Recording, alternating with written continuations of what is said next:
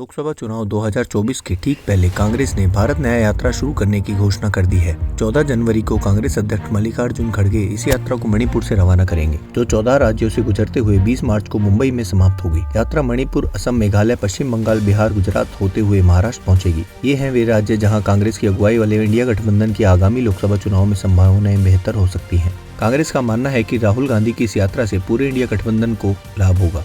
साथ ही राहुल गांधी को भी राष्ट्रीय स्तर पर एक मजबूत और लोकप्रिय नेता के रूप में उभरने में मदद मिल सकती है। कांग्रेस ने अपनी इस यात्रा को भारत न्याय यात्रा नाम दिया है। साथ ही यात्रा में मणिपुर, मेघालय और असम जैसे राज्य शामिल हैं। चूंकि मणिपुर में लंबे समय तक विवाद चलता रहा है, इस यात्रा का असर गैर भाजपाई वोटरों को एकजुट करने में अहम भूमिका निभा सकता है। इस तरह कांग्रेस पूर्वोत्तर में अपनी जड़ों को दोबारा मजबूत करने की कोशिश करती हुई दिखाई पड़ रही है। उसे इस रणनीति का लाभ मिल सकता है। आइए जानते हैं क्या है यात्रा का पूरा कार्यक्रम। 14 जनवरी को मणिपुर से शुरू होगी यात्रा। मुंबई में 20 मार्च को होगा समापन। 14 राज्यों से गुजरेगी। 6200 किलोमीटर की यात्रा होगी। इम्फाल में कांग्रेस अध्यक्ष मल्लिकार्जुन खड़गे दिखाएंगे यात्रा को हरी झंडी। 28 दिसंबर को कांग्रेस के स्थापना दिवस के मौके पर नागपुर में है तैयार हम महारैली का आयोजन होगा। इंडिया गठबंधन से भाजपा को जिन राज्यों में सबसे ज्यादा चुनौती मिल रही है, वे राज्य पश्चिम बंगाल, बिहार, महाराष्ट्र भी हो सकते हैं। पश्चिम बंगाल की 42 सीटों में भाजपा ने पिछली बार 18 सीटों पर सफलता हासिल की थी, लेकिन जिस प्रकार पश्चिम बंगाल विधानसभा चुनाव में पूरे विपक्ष ने मिलकर लड़ाई लड़ी और भाजपा को बड़ी बढ़त बनाने से रोक दिया, यदि उसी प्रकार का गठबंधन लोकसभा में भी काम कर पाए तो भाजपा के लिए अपनी पुरानी संख्या को बरकरार रखना भी भारी चुनौती बन सकता है।